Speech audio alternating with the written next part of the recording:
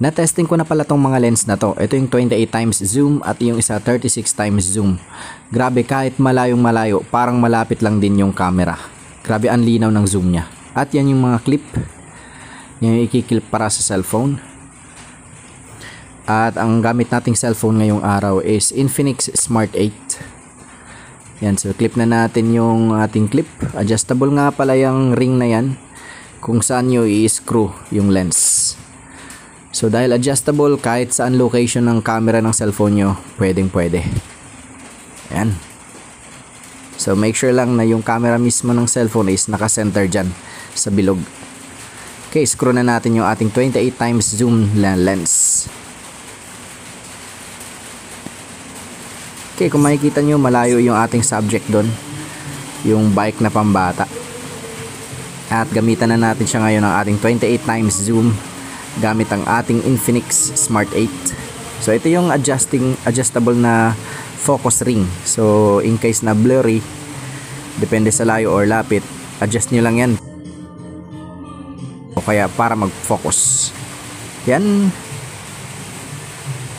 Okay. So maalog siya. Pag may tripod, ito na itsura niya. Pag may tripod. Yan. At pwede nyo ring paglaruan yung zoom ng cellphone nyo. So again, kung blurry, adjust nyo lang yung focus ring para luminaw. At ito na yung ating 36 times zoom na naka-install na. So yan nga pala yung focus ring nya. Adjust nyo lang. Ayan. At sige, tutok na natin sa ating subject. Okay, blurry. So adjust lang natin yung ating focus ring. Yun, malinaw na. Yan, ganyan lang. At na-testing ko na pala ang mga lens na to sa motocross. Yan, ganun kalayo yung mga tao doon. Gamit ko ngayon ay 36 times zoom na lens. At ipapakita ko sa inyo kung ano mga tao doon. Yan.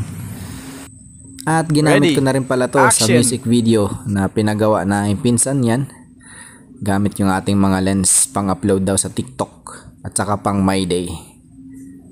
Yan, tinanggal ko ang audio or music kasi makaka-copyright tayo. Pero marilag ang music dyan. You know. So yun lang guys, subscribe for more videos.